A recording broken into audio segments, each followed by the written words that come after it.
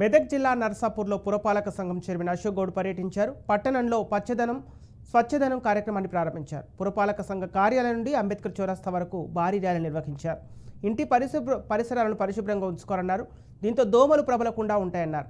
ప్రతి ఇంటి యజమాని విధిగా మొక్కలు పెంచడం వలన పచ్చదనం పెరిగి కాలుష్యం అరికట్టొచ్చన్నారు.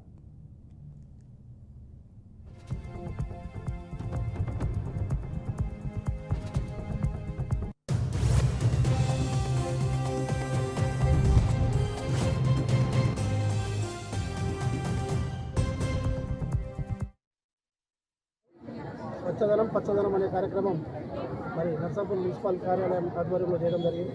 దీనికి అతిథిగా మన డిఎండిహెచ్ఓ డిప్యూటీ డిహెచ్ఓ గారు, మరి అలాగే మున్సిపల్ కమిషనర్ గారు, మరి మా కౌన్సిలర్లు, మరి మా ఆర్పీలు, మా మున్సిపల్ సిబ్బంది, మరి అంగన్వాడీ టీచర్లు, మరి ఆశా వర్కర్లు, మరి అన్ని వర్గాల మరి ప్రజలు దీంట్లో పెద్ద ఎత్తున పాల్గొని, మరి విద్యార్థులు, అన్ని వర్గాల ప్రజలు పెద్ద ఎత్తున పాల్గొని దీన్ని దిగ్విజయం చేసినందుకు వారి పేరు శుభాకాంక్షలు తెలియజేస్తున్నాం.